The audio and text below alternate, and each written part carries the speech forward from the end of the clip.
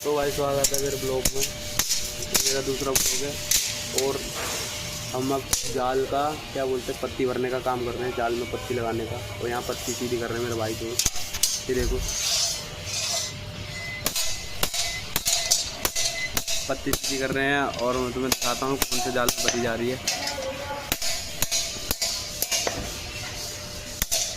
इस जाल के अंदर भरी जा रही है पत्तियाँ ये। तो आगे दिखाऊंगा मैं तुम्हें बाद में अगली वीडियो में और क्या काम किया हमने जाल में।